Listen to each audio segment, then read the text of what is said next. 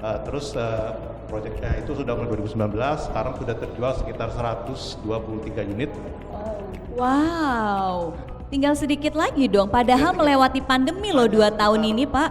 40-an unit. Wah. Ya.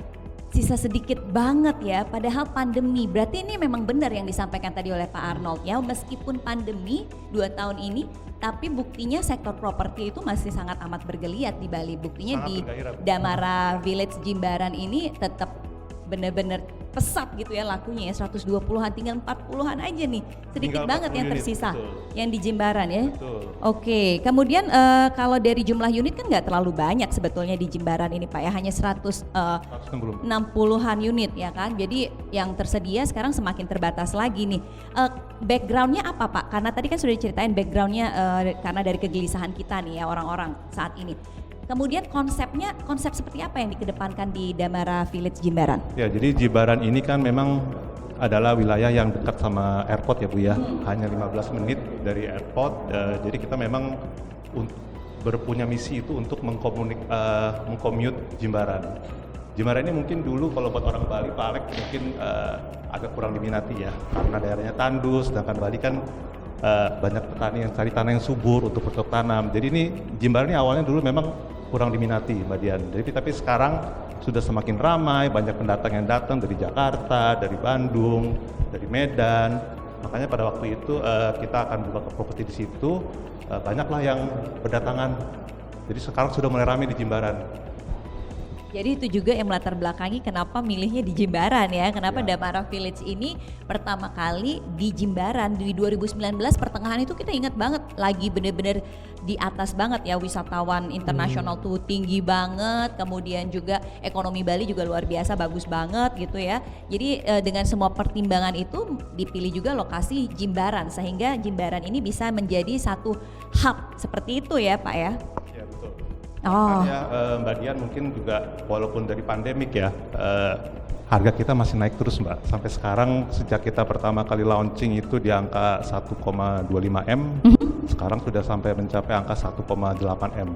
Wow, Pak nggak ngerasain pandemi ya Pak ya? Yang lainnya tuh pada stagnan atau mungkin ya malah nurunin harga biar laku aja ya. Ini udah lakunya tetap laku pesat banget selama 2 tahun pandemi. Kemudian harganya juga masih tetap naik ya, luar biasa. Bali, Bu. Kira-kira apa sih yang membuat dari semua testimoni pelanggan tentunya ya customer yang sudah memiliki unit di Damara Village, apa yang membuat mereka tertarik untuk berinvestasi di Damara Village Jimbaran Pak?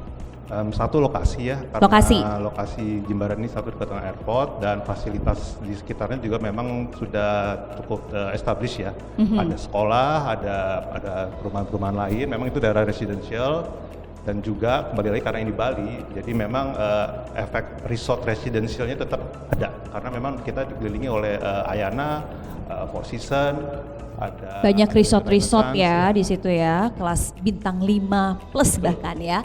Nah, biasanya nih Pak Andre, kalau udah satu project itu sukses, ya kan, dibuktikan dengan tentunya udah terjual unitnya banyak banget meskipun pandemi dengan waktu yang sangat singkat, pasti akan bikin project berikutnya dari Damara Village. Nah, selain di Jimbaran ada di mana lagi nih Pak untuk Damara Village di Bali?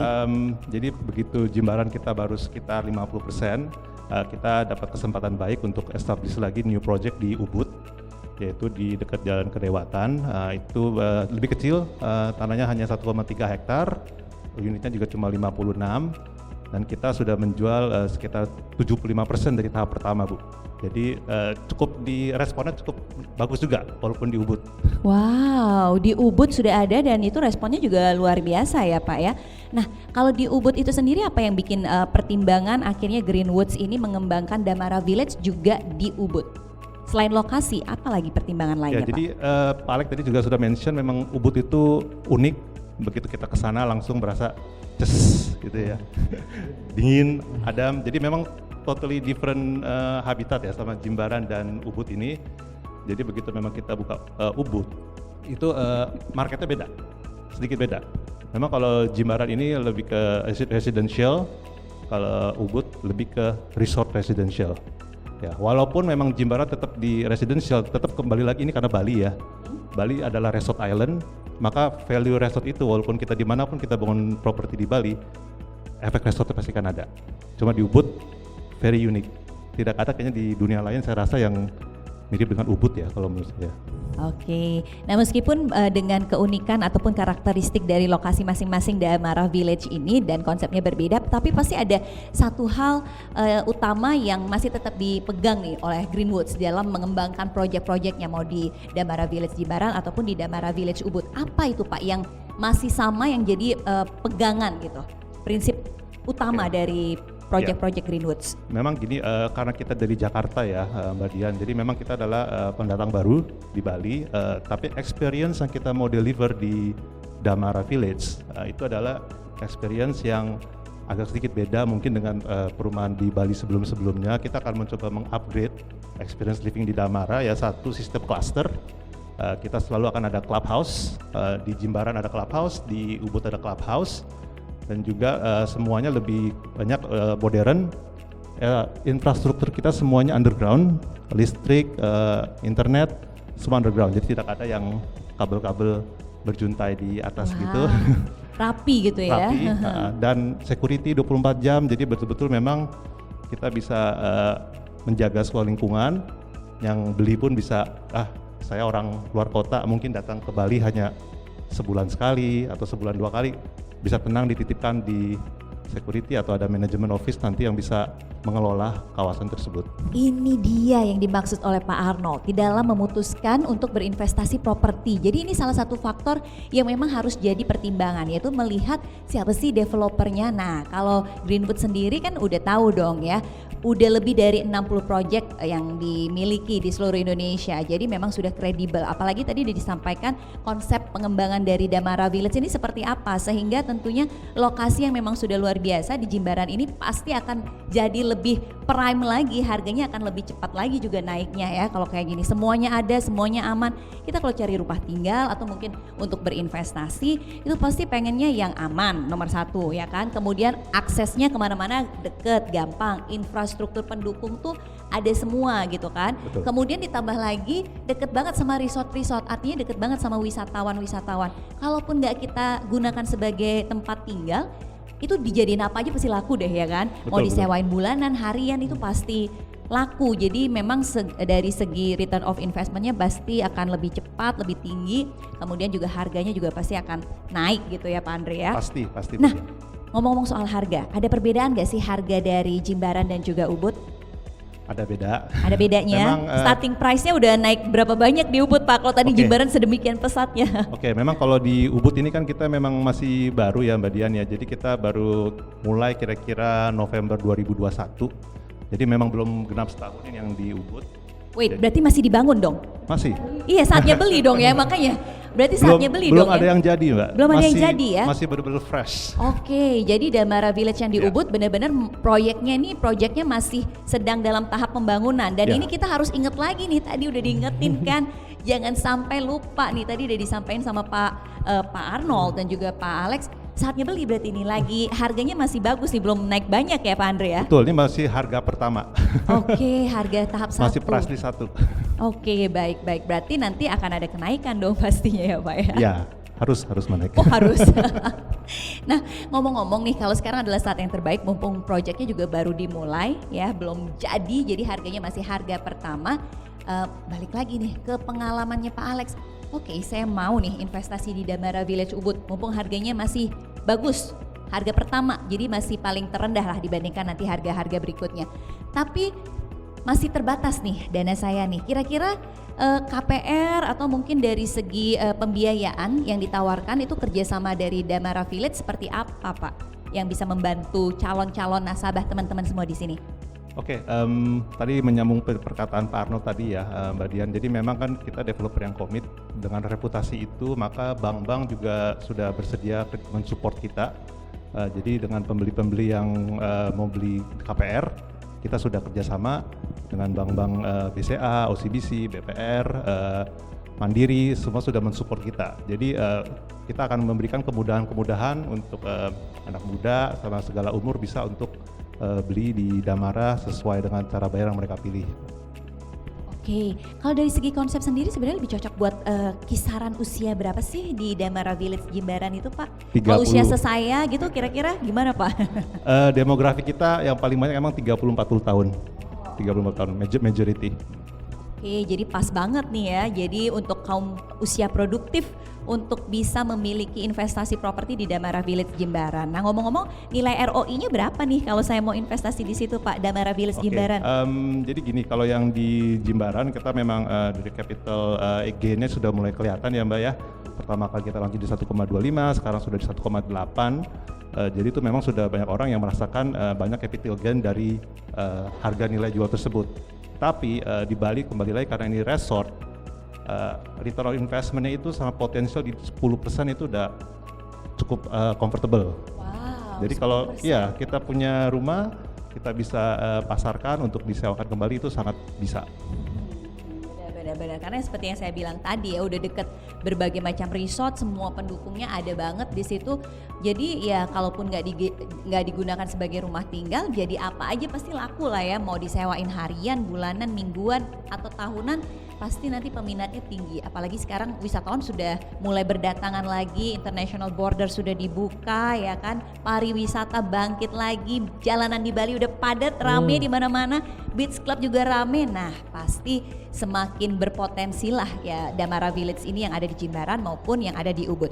Ngomong-ngomong soal CTA investasi properti di Damara Village itu seperti apa Pak Andri? Gimana? Tentang CTA dari investasi properti. Jadi kalau misalnya kita tadi ROI-nya bisa sampai 10%, kalau kita mau investasi itu juga salah satunya misalnya likuiditasnya kan memang nggak setinggi jenis investasi lainnya misalnya ya. Tapi kalau misalnya kita pengen jual nih karena harganya lagi naik nih, kayak tadi ngikutin sarannya Pak Alex, saya sudah punya nih. Terus kita mau jual lagi sekarang, itu kira-kira seberapa menguntungkan Pak Andre? Kalau di Jimbaran karena sudah berjalan hampir 2 tahun ya, itu sudah naik kira-kira 40% harganya Mbak sejak pertama kali kita launching ya. Kalau di Ubud belum ada yang jual karena memang masih Ya, baru, betul. semuanya fresh buyer semua. Masih project ya, masih yes, berlangsung. yes. Oke, baiklah. Nah, kalau gitu silahkan kita buka lagi pertanyaan. Kita akan bacain pertanyaan di Instagram ataupun di YouTube dari teman-teman. Silahkan kalau ada yang mau bertanya ya, nanti akan saya bacakan. Dan tadi udah disampaikan nih sama Pak Andre ya, gimana strategisnya dan juga peluang investasi di Damara Village, mau yang di Jimbaran ataupun di Ubud. Kalau saya sih kalau harus milih nih, kayaknya lebih baik di Ubud ya, karena harganya pastinya lagi bener-bener bagus, harga pertama ya kan. Terus kapan lagi sih kita bisa punya properti di Ubud? Everyone wants to have a property in Ubud, ya kan. Semuanya saya yakin pasti pengen deh punya properti di Ubud. Ubud itu memang selalu bikin orang nggak pernah bosan ke situ, ya kan. Padahal mungkin nggak ada beach club, nggak ada apa, tapi orang seneng aja datang ke Ubud, pergi ke Ubud kayak gitu ya kan. Kalau Vero pilihannya di mana nih? Kalau Jimbaran atau Ubud, harus milih di antara dua? Aku mungkin pilih Ubud ya. Ubud, lebih milih Ubud juga ya sama ya? Masa depan gitu Rumah ya. masa depannya Vero kalau milih antara Damara Village Jimbaran atau Damara Village Ubud berarti lebih milihnya Ubud. Ya, Why? salah satunya tadi kan pertama ya berdasarkan kemampuan tadi ya, dengan harga yang masih bagus tadi kita harus sadar diri juga gitu ya. Oke. Kalau misalnya tapi jangan salah, harga di Ubud itu lebih tinggi daripada Jimbaran. oh gitu, oh baik. Oh berarti insya Allah ya, kan Iya. biasanya kalau ada kemauan pasti ada jalan Betul. gitu ya.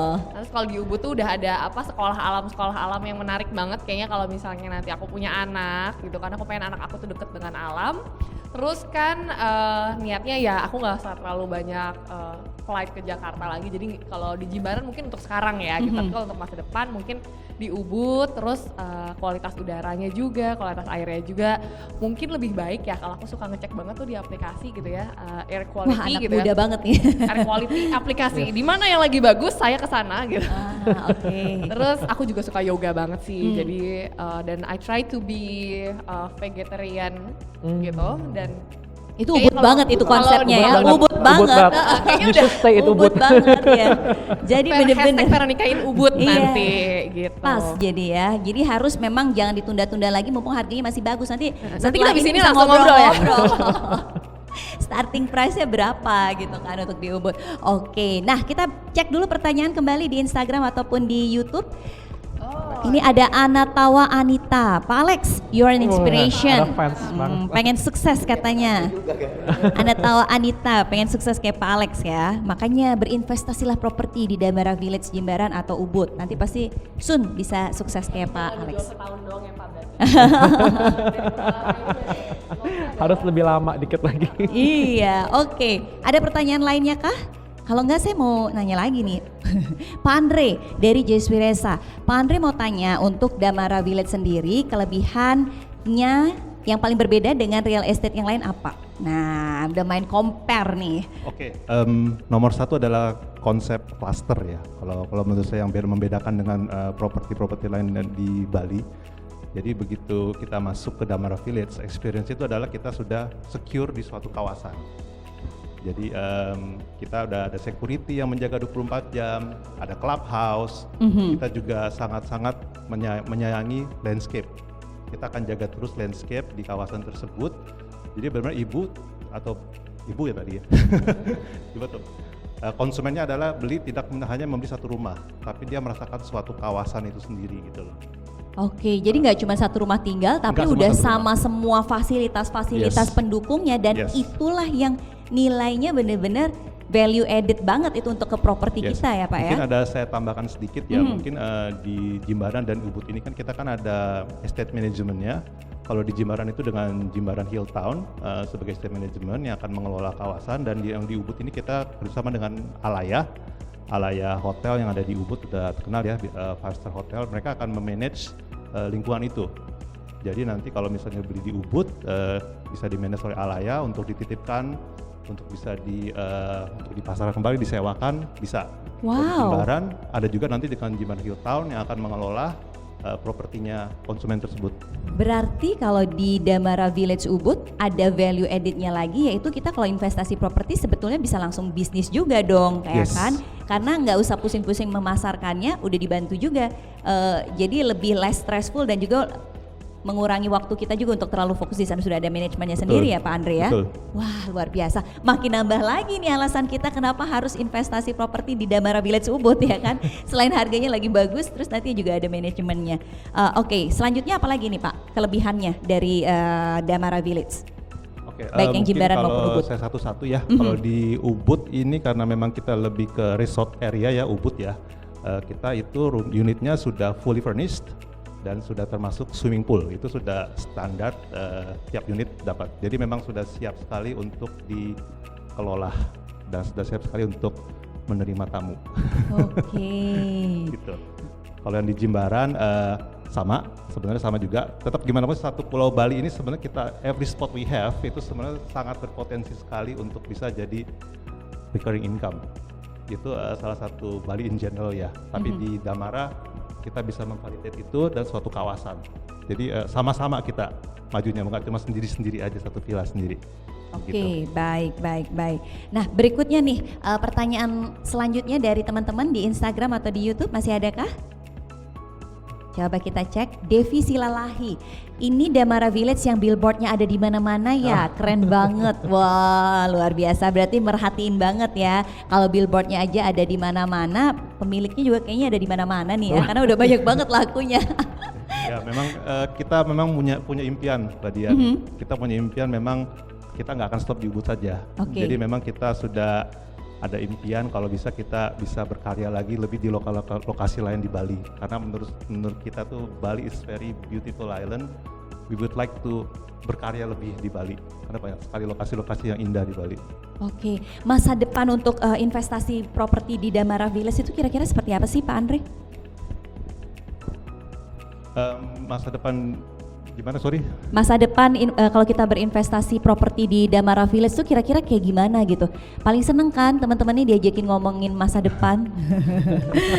Siapa sih yang nggak suka diajakin ngomongin masa depan? Jadi kalau di Damara, nah gini ya Mbak ya, kita beli satu rumah dirawat, dalam arti kata dirawat lingkungannya juga. Kalau kita beli satu rumah di pinggir jalan umum gitu kan, hanya rumah itu yang kita pelihara gitu. Tapi kalau di manajemen satu cluster, lingkungannya pun juga menjadi added value dari rumah tersebut gitu. Jadi walaupun kita tinggal aman, kita sewakan juga tetap terurus gitu. Jadi nggak pusing juga mikirin siapa yang ngurus rumah, siapa yang bersihin, Iya. udah ada yang sewain apa Bisa. enggak, masarinnya gitu ya. Bisa. Oke, semuanya bisa. Nah balik lagi nih ke Pak Andre, CTA Investasi Properti di Damara Village seperti apa Pak? Gimana maksudnya Bu? Itu call to actionnya untuk investasi di Damara Village. Kalau misalnya Mbak mau... Kalau kita pengen nih mau investasi, siapa sih yang dihubungin Pak Andre gitu ya? Saya cari Instagramnya atau Oke, apa kalau- gitu. Ya Instagram kita memang sudah banyak ya di mana-mana. Kita memang selama pandemik ini banyak sekali melakukan promosi di digital media ya. Nah tapi kalau misalnya mau lihat dengan lebih lanjut itu ada di damaravillage.co.id websitenya. Nah itu ada 2, sementara di Bali hanya 2, Ya. /Ubud atau /Jimbaran. Oke. Ya, walaupun di Bogor sudah ada sih Damara Village Bogor gitu ya. Ya, walaupun billboardnya juga udah ada di mana-mana, tapi Betul, biar betul. nggak repot ya foto atau di zoom Ya. in berhenti. Nah, ini hari ini juga ada nih Ya.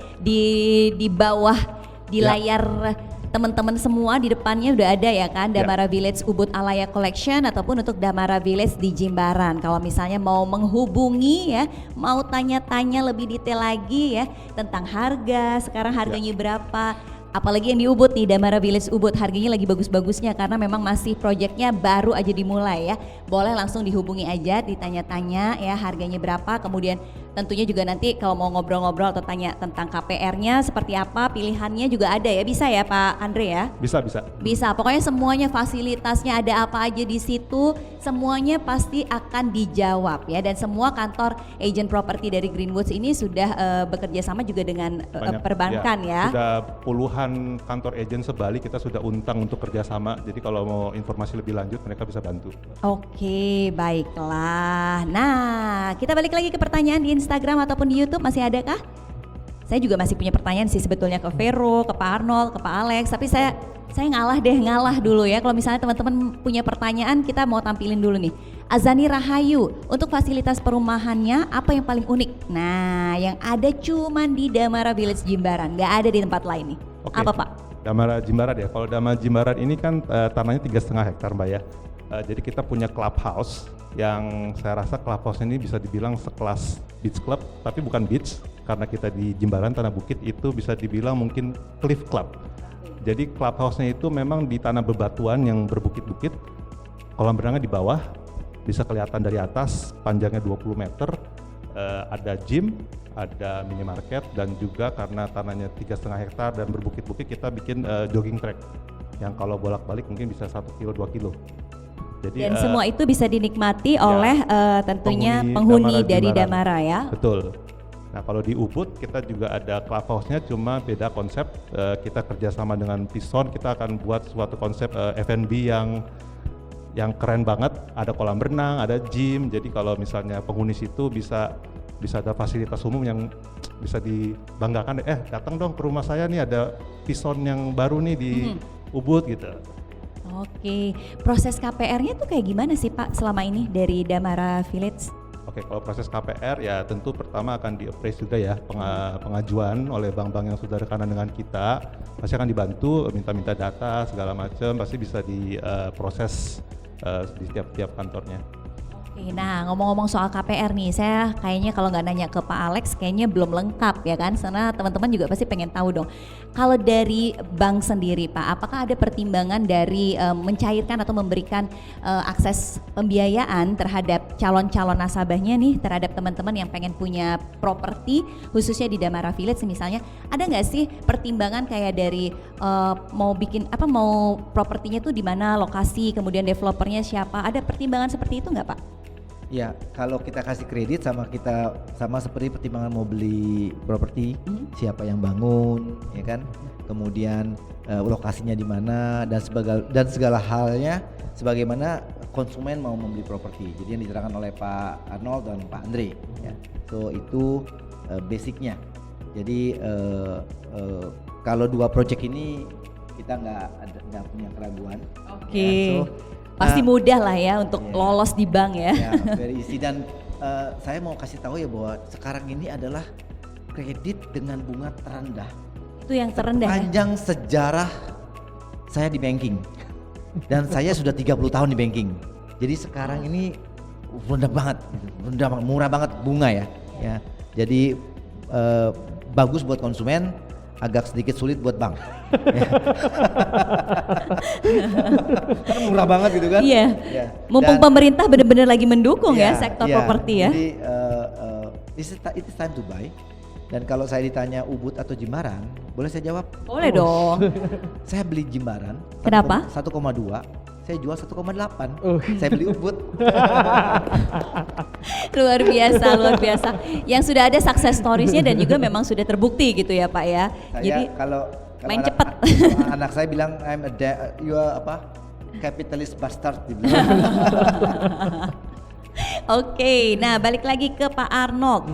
Lokasi dan juga starting point harga dari seorang investor kalau misalnya mau berinvestasi di Bali, berapa budget yang harus disiapkan Pak? Berdasarkan lokasi sih memang ya, betul. tapi paling nggak range-nya berapa Pak? Nah, range-nya Kira-kira. ini unik di Bali ini menyediakan berbagai kebutuhan properti yang dari pemula dari generasi XYZ yang saya bilang gen XYZ itu bisa beli. Contohnya kalau misalnya rumah bisa mulai mungkin kalau di sini ada Damara Jimbaran, Jawa Village Jimbaran itu startingnya mah 1 M-an, di bawah 2 M. Biasanya kalau rumah di bawah 2 M tuh di Jakarta, Tangerang dan lain tuh laku banget kalau di bawah 2 M starting pointnya. Dan ini kita ada di Damara Jimbaran juga starting pointnya juga bagus banget, masih ada 1,8 M-an ya sekarang ya harganya ya. Next mungkin bisa 2-3 M nanti. Nah kalau yang mau udah mature itu lebih ke Ubud, karena di Ubud ini kita lebih ke investor sama ke orang second home yang tahu art. Karena mungkin yang saya tahu di Ubud sendiri itu starting harga dari 3,7 M sampai dengan 12 miliar harganya di Ubud sendiri. Karena emang lebih value seperti itu. Nah jadi kalau misalnya kalian mau generasi X, Y, Z, di Bali itu menyediakan segala kebutuhan propertinya. Tinggal mau yang mana nih, budgetnya berapa? Nanti biar kita cariin lah. Gitu.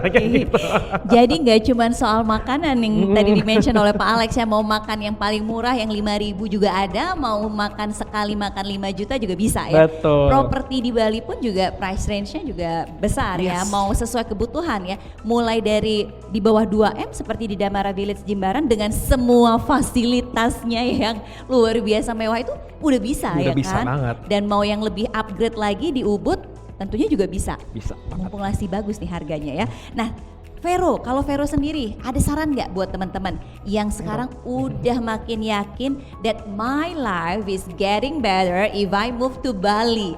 So what's next? Apa yang mesti gue siapin nih ya kan? Apa yang mesti gue matengin nih? Plan apa nih yang mesti kita susun dan strategi apa nih yang harus disusun sebelum benar-benar the day when I have to move to Bali? Pertama sih kalau aku lihat dari teman-teman aku sendiri deh, inner circle aku tuh udah ada yang pindah ke Bali gitu. Mungkin yang paling pertama langsung pindah itu karena ngikut suami, itu kayak oke, no question asked gitu, ngikut suami langsung pindah ke Bali. Tapi mereka bahagia gitu, bukan yang kayak harus ngikut suami ke kota kecil yang kayak iya nih gue harus pindah kayak ke kota A ngikut suami gitu, sedih. Kalau ini enggak, gue ngikut suami gue ke Bali gitu kan.